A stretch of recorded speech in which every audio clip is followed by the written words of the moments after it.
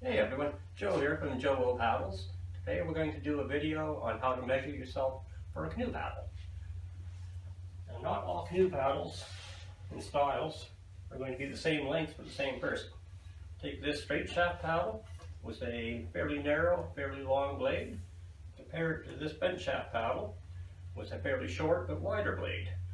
They're not going to be the same length for the same person, definitely not. And measuring the paddle has nothing to do with setting it on the ground and measuring to your chin or to your nose. That has nothing to do with it. You're generally not paddling your canoe standing up.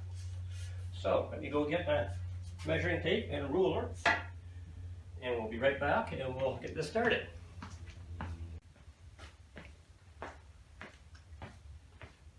Okay. I'm going to grab our paddle, and the part we need to know the lengths of is the shaft.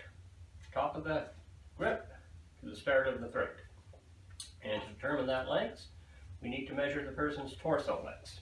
To do that, take a seat on a chair, bottom of the grip goes on the seat of the chair, measure with your eyes, take that measurement, mark it, grab your ruler or measuring tape.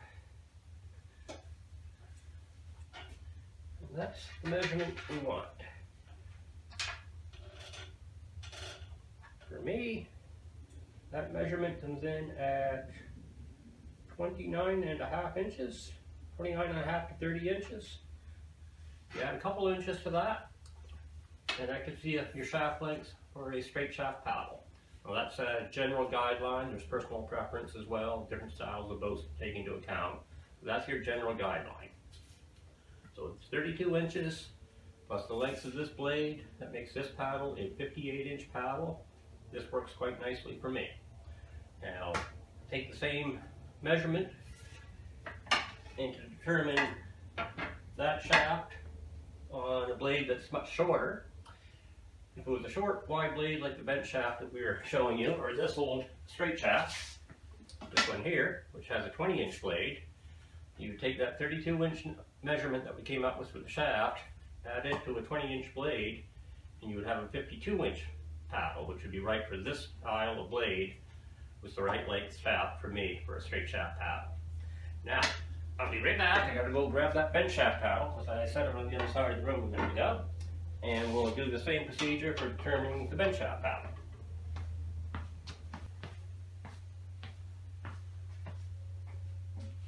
Okay, so we're back. So I was going to use this paddle to demonstrate, but it's actually a couple inches longer than it should be for me. So instead we're going to use this carbon fiber paddle of mine. And again, we need to determine the shaft lengths. So same idea, eye level, top of the grip to the shoulder. This one is 30 inches. The blade on this bent shaft is 19 inches. It's a 30-inch shaft, 19-inch blade. Should give us a 49-inch paddle. Let's double check my math. 49 inches. So that's how you determine your bent shaft paddle. On the straight shaft, we took the same measurement. I came in at 30 inches. I added a couple inches for the straight shaft. This is a 32-inch shaft. Overall length is 58 inches. Works really well for me. This paddle, my bent shaft, 49 inches. Works great for me. And we'll be right back in 1 second.